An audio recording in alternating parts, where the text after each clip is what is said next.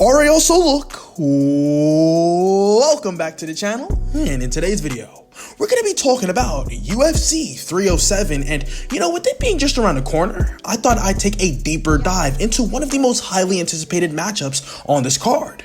The main event, Alex Pereira versus Khalil Roundtree Jr. And in my main card breakdown, I touch base on the basics a little bit, but there are so much more to unpack in this fight. And there are a lot of factors at play here that make this clash particularly a lot more intriguing. So, with that being said, let's get right into the breakdown. If you're new to the channel, don't forget to like, comment, subscribe, and share so you can help me reach 1,500 subscribers by May. I'll deeply appreciate you. And to make sure you join the official UFC Discord, link in the description. Alright, so look, I think at first glance at this fight between Alex Pereira and Khalil Rountree Jr., the first thing that stands out is their striking ability. Look, Khalil Rountree Jr. is incredibly dangerous on the feet and is arguably the best striker Alex Pereira has faced in the UFC, aside of Israel Adesanya, of course. But here's where things get a lot more interesting.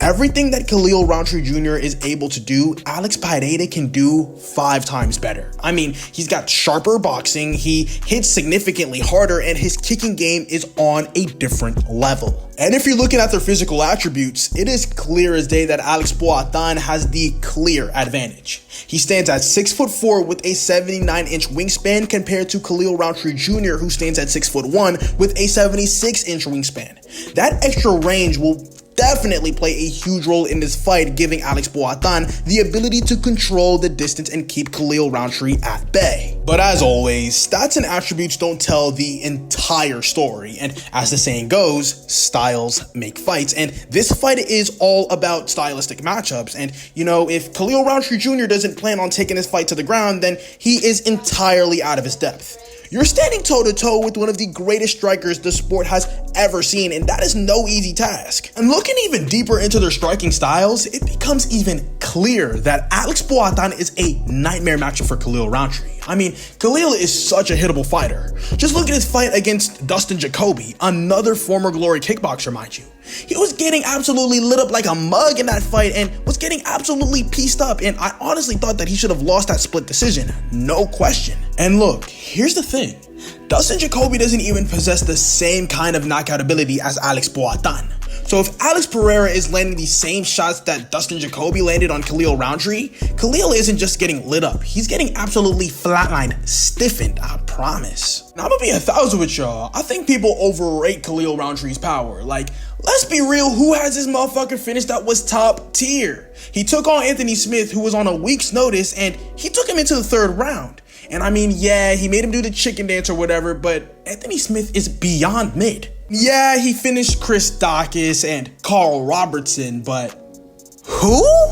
Those guys aren't exactly top contenders. So while Khalil Rountree definitely has power, it's not on the level that people make it out to be when you're talking about going up against someone like Alex Pereira. But now let's talk about Alex for a second. And I've been very crucial of him in the past when talking about him in my previous videos or whatever, and I still am to a degree. And there are plenty of areas where Alex Pereira can be exploited, and I say this all the time. His chin is always in the clouds when he fights, and his hands are often too low, and he relies too heavily, and he's too reliant on his head movement in order to avoid shots, and that's the kind of defense that, has worked for him so far, but we saw it in his second fight against Israel Adesanya.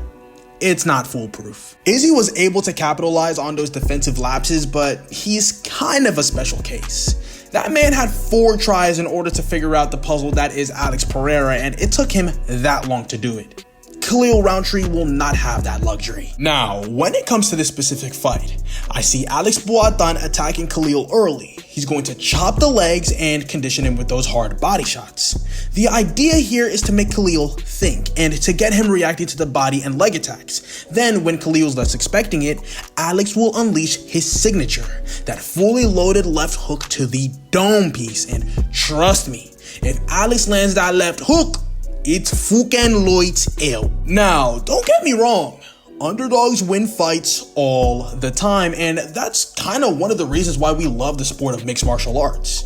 You know, we've seen some incredible upsets in this year alone. We've got Bilal Muhammad, Drakus Duplessis, Merab Dvalishvili, even Ilya El Matador Topuria, are examples of guys who were written off at first but found ways in order to win their big fights. Underdog stories are what makes this sport so exciting, and it can happen here as well. But when you look at this matchup objectively, and I'm talking about objectively, it's just super hard to see Khalil Rountree Jr. pulling off the upset, and I just don't see it happening. And sure, upsets are part of the game, but when you've got a guy like Alex Pereira, who's not only a technically sound striker, but also one of the hardest hitters in the sport today, it's really tough to bet against him. And, you know, predicting a clear-cut winner in Alex Boatan isn't just the safest bet, it's the most logical bet. You know, with that being said, anything can happen in MMA. It's MMA, and that's what keeps us all watching, but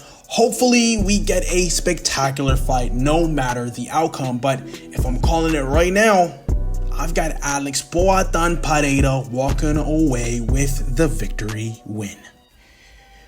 But that's all I've got to say for this video. Let me know in the comment section below, who do you guys have in this fight against Alex Boatan Pereira versus Khalil Rountree Jr. for UFC 307? And yeah, let me know in the comment section below. But that about wraps up the video. Hope you guys enjoyed. Don't forget to like, comment, subscribe, and share. Thank you so much for watching, and I'll see you in the next one.